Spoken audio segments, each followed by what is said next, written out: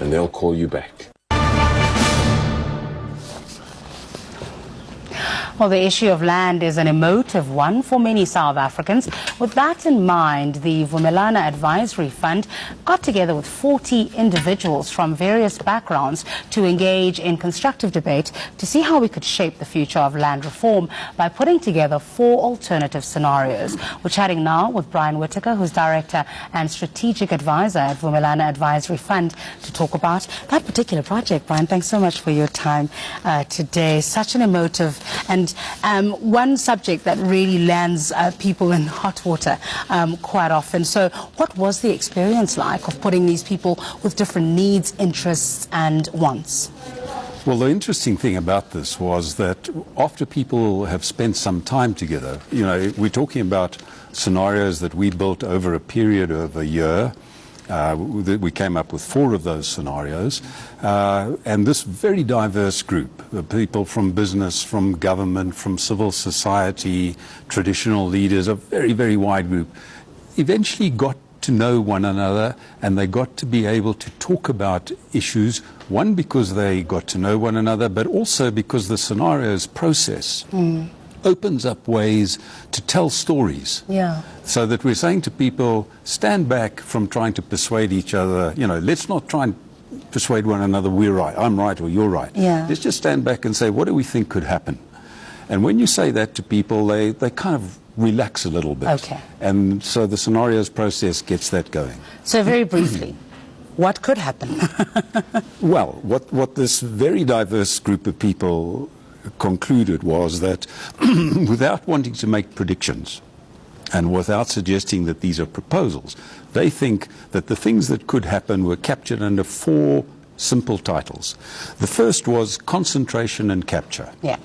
So they were saying that one of the things that might happen, and we hear some of this already, is that political parties who find themselves under pressure, particularly the ruling party, decide that they have to build a base in the rural areas.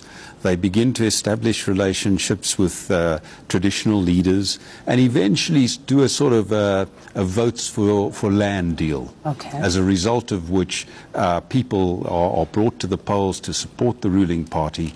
But the end of that is that people develop a sense that only the well-connected can win. Would be able to win. All right. Scenario 2. So the second scenario we called occupation and confiscation. Okay. This is the scenario that emerges when ordinary people get tired of waiting. And we hear some of this in the wings already, don't we? So they decide that they're going to occupy the land. They're encouraged to do this by some leaders.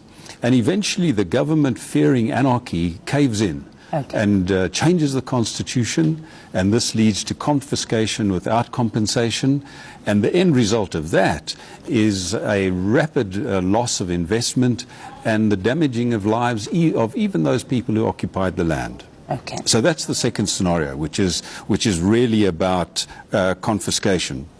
The third one is about market power and concentration. In this scenario, the racial profile of the ownership of land changes, and we meet our target. We're able to transfer 30% of the land, but we don't change the structure of agriculture at all. Okay. And what happens is that people are still left with the sense that it's only a small group of people. It used to be a small group of white people, now it's a small group of black people who happen to own all the land, and the majority of the people still feel excluded. Okay. The fourth scenario, then, we called hard bargaining and compromise. And this is a scenario that was based on the government really opening up the process to bring in more voices, to make sure many people are included.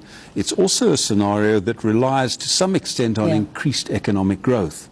And in this scenario, groups get together all over the country and begin to do deals that meet the needs of all of the people involved. Okay, but there's still some criticism of scenario 4, right? What would need to happen to make it a worthwhile? So the criticism that I've heard, ordinary people, of this fourth scenario, which is often, presented, we tried not to create these as, one, 3 straw men, one good idea. Yeah. We all of these have pluses and minuses. And the minuses I hear from people on scenario 4 is they say, oh yes, this hard bargaining and compromise is fine, but we know it's going to be the same old faces around the table. And the majority of us are going to be left out again. And so that if we want to move towards a situation like that, we have to be sure that it's inclusive. All right, we'll leave it there. Thanks for your time today. Brian Whittaker is Director and Strategic Advisor at Vumelana Advisory Fund. Now, the next 8 years will likely see an above-inflation year-on-year electricity tariff hike of between 6 and 8%. This can be attributed to the large infrastructure investments that Eskom is currently making that are likely to affect energy tariffs in the near future. It's important for business owners to consider alternative sources of energy if they are to cushion the impact